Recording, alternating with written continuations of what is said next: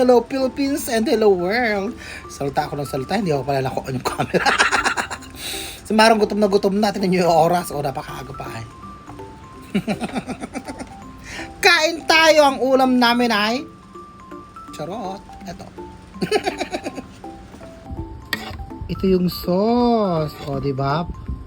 Mukhang masarap. Kaya lang parang medyo matubig. Ano, hindi masyadong malapot siya ata. Pero masarap siya, guys. Pak na pak. Tapos, ito naman yung manok. O, diba? Masarap yan. Malasa. Inenjikan niya ng pati sa loob, kalamansi, ganun.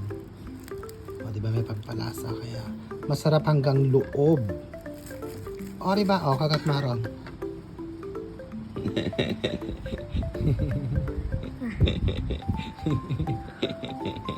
Oh, ay, nalaglag! Dito, ang kit-kit ng anak ko. Sarap ba, anak ko? Yun.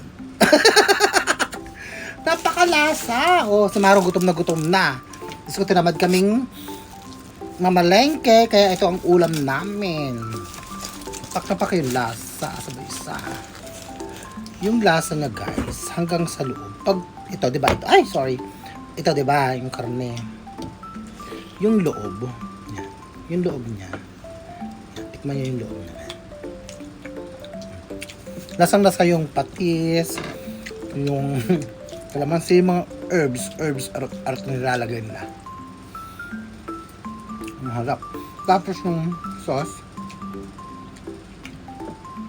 Harap. Mangon tayo.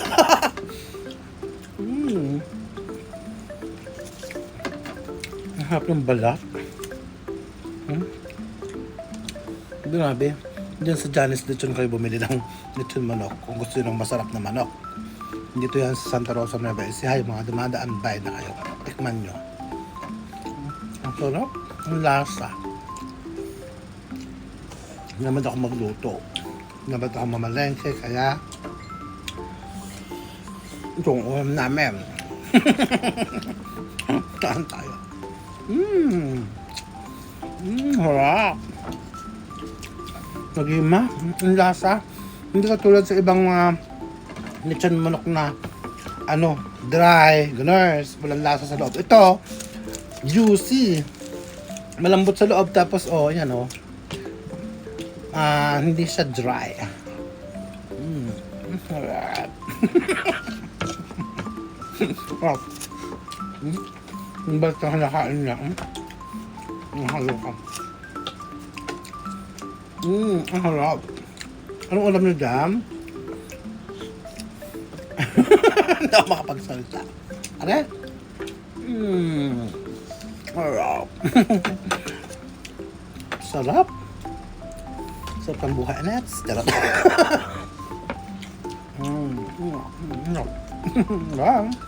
Love you all. Thank you for watching.